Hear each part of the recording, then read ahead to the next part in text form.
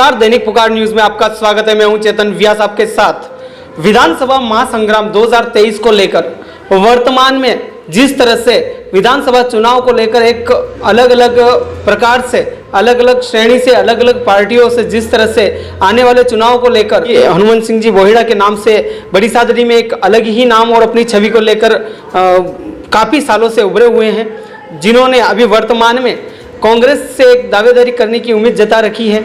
जानना चाहेंगे किस प्रकार की रणनीति रहेगी 2023 को लेकर और किस प्रकार से कांग्रेस पार्टी को लेकर साहब उम्मीद जता सकते हैं। साहब बहुत बहुत नमस्कार आपको और हमारे चैनल में आपका बहुत बहुत स्वागत है। धन्यवाद, आपका आभार। जानना चाहूँगा आपकी 2023 को लेकर जिस तरह से आप कांग्रेस को लेकर दावेदारी कर रहे हैं और कांग्रेस की टिकट की भी आप उम्मीद लगाए बैठे हैं, तो किस प्रकार की रणनीति रहेगी और कांग्रेस पार्टी जिस तरह से काम कर रहे हो आप इतने सालों से, तो कहीं ना कहीं एक चीज़ देखने को मिली है फील्ड में हनुमान सिंह जी बोहिड़ा, जो एक नाम बार बार लोगों के मुँह पर आता है, तो आप उसको लेकर क्या कहना चाहोगे और आगे की क्या रणनीति रहेगी? जी नहीं, देखिए मैं 20 साल से, वैसे कांग्रेस से तो मैं NSUI के जब मैं पढ़ता था तब से जुड़ा हुआ हूँ, लेकिन पिछले 20 साल से मैं बड़ी सारी विधानसभा क्षेत्र में वैसे ही बहुत सक्रिय हूँ। जहाँ तक टिकट का मसला है, ये एक आला कमान का अपना क्षेत्राधिकार है।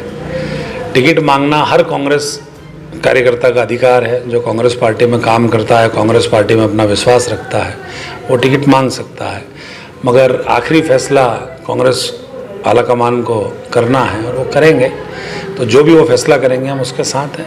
हम कांग्रेस पार्टी के साथ हैं, कुल मिला के कांग्रेस पार्टी के सोच के साथ हैं। तो कहीं ना कहीं सर जो बड़ी सादरी विधानसभा में पब्लिक एक जो विश्वास जता रही है आपके ऊपर, तो पब्लिक का जो विश्वास है उसको लेकर आप क्या कहना चाहोगे?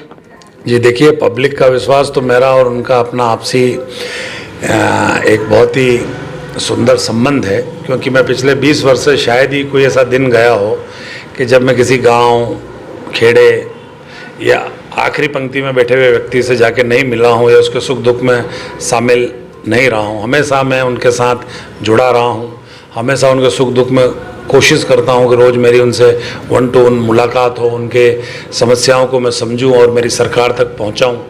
और मेरी सरकार ने वैसे भी, अभी कांग्रेस सरकार ने बहुत ही ज़बरदस्त कार्यक्रम रखे हैं, बहुत ही ज़बरदस्त स्कीम्स दी है पूरे राजस्थान के वासियों को। 74 स्कीम्स, आज तक के इतिहास में मैंने तो किसी सरकार में ऐसी स्कीम्स सुनी नहीं। एकमात्र हमारे राजस्थान की कांग्रेस सरकार है जिन्होंने ये स्कीम्स लागू करी है। उस स्कीम्स को लेके हम पब्लिक के बीच में रहते हैं, उनसे हमारा जुड़ाव रहता है और हम उनकी सेवा करने में तत्पर रहते हैं। बाकी जहाँ तक टिकट का फैसला है, मैंने आपसे एक बात कही, ये टिकट का फैसला ना तो मैं करता हूँ, हाँ जनता आपको टिकट दिलाती है, कांग्रेस का कार्यकर्ता आपको टिकट दिलाता है। तो वो बात इन्होंने आलाकमान तक पहुँचाई है और जो हमारे वरिष्ठ नेतागण हैं वो इस बात को अच्छी तरह से जानते हैं और जो उचित फैसला होगा वो लेंगे। मैं उनके फैसले के साथ हूँ, मुझे किसी व्यक्ति विशेष से कोई आपत्ति नहीं है, क्योंकि कांग्रेस पार्टी में लाखों करोड़ों लोगों का योगदान है और मैं भी उसमें से एक हूँ। हुक्म बिल्कुल आप जो कह रहे हैं और जिस तरह से कांग्रेस को लेकर भी आप कह रहे हैं आला कमान के ऊपर निर्भर करता है, हालांकि वो बात राइट है सर, पर कहीं न कहीं जैसे अपन बात करते हैं सचिन जी पायलट, जो कुछ दिनों पहले जब डुंगला भी पधारे थे, आपने भव्य स्वागत किया था, आतिशबाजी भी की थी, तो कहीं न कहीं आपका और उनका विशेष लगाव देखने को मिला है।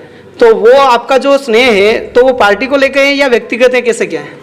नहीं, देखिए जी, वो हमारे उप मुख्यमंत्री रहे, हमारे प्रदेश अध्यक्ष रहे 10 साल तक, और उनके पिता इस देश के जाने माने गृह मंत्री रहे, बड़े बहुत ही ज़बरदस्त पावरफुल नेता रहे।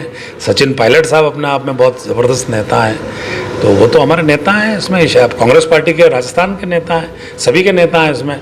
तो मेरा नेता अगर मेरे क्षेत्र में आएगा तो मेरे को तो स्वागत करना मेरा फ़र्ज़ है ना जी, इसमें क्या गलत है? कुछ चीज़ें ये भी देखने को मिलती है, जैसे अभी कांग्रेस सरकार है और जैसे योजनाओं को भी लेके आपने स्कीम के लेकर भी बताया है, स्कीम भी काफ़ी सारी आपकी सरकार ने दी, लेकिन कहीं न कहीं जो एक चीज़ देखने को मिली है कि विकास में कोई कमी रही है या नहीं रही है? नहीं, देखिए जी, मैं किसी पे व्यक्तिगत आक्षेप नहीं करता हूँ, लेकिन जो हमारे अभी वर्तमान में विधायक हैं वो पॉलिटिकली प्रोडक्ट नहीं है। एक प्रोडक्ट होता है जिसको आप समझेंगे, जैसे ये फ़ोन है तो इससे फ़ोन की आवाज़ आएगी, ये पानी की बोतल है इससे पानी मिलेगा, ये टेबल है इस पे बैठ के आप पढ़ लिख सकते हैं। तो हर चीज़ का अपना एक काम है। तो राजनीतिक व्यक्ति का काम है लोगों के सुख दुख, उनके ऊपर विपत्ति में उनके साथ कंधे से कंधा लगा के उनके लिए लड़ना। चाहे मेरी सरकार हो या फिर मैं विपक्ष में हूँ तो विपक्ष का काम है जोर शोर से मुद्दों को उठाना, लोगों के साथ जाके खड़े हो जाना। तो उसमें वो बहुत ही ज़बरदस्त असफल रहे हैं। वो व्यक्ति बहुत अच्छे हो सकते हैं लेकिन वो राजनीतिक व्यक्ति बिल्कुल अच्छे नहीं हैं। आने वाले चुनाव में अगर आपको टिकट मिलती है तो आपकी क्या रणनीति रहेगी?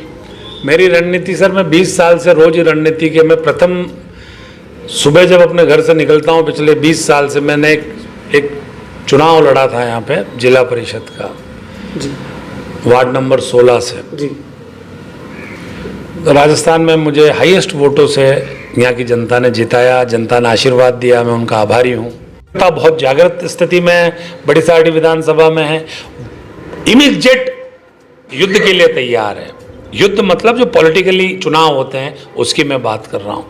और जो कार्यकर्ता है, जो नेता चुनाव का इंतजार करता है, ये चुनाव आता है और 2-3 महीने पहले वो तैयारी करता है साहब कि मैं अब चुनाव लड़ूंगा या टिकट मांगूंगा, तो उसको तैयारी करने की आवश्यकता होती है। मेरे जैसे कार्यकर्ता को जो रात दिन 24 घंटे अपने क्षेत्र की जनता, और मैं यहाँ के रग रग कण कण से वाकिफ़ हूँ कि कहाँ पे क्या समस्याएं हैं, कहाँ पे क्या दिक्कत है, कहाँ पे मुझे ताकत लगानी है, कहाँ पे हम कमज़ोर हैं, तो हम रोज़ ही उस पर वर्क करते हैं। ये कोई ऐसा नया मेरे लिए कोई चुनाव लड़ना मेरे लिए महत्वपूर्ण नहीं है, क्योंकि मेरी फितरत में आ चुका है। मैं बिना पब्लिक के रह नहीं पाता हूँ, मेरे पास कोई काम करने को है नहीं, मैं रात दिन लोगों की सेवा में रहता हूँ और वही मेरा जीवन है। बहुत बहुत धन्यवाद। ये थे हमारे साथ जो हनुमान सिंह जी बोईडा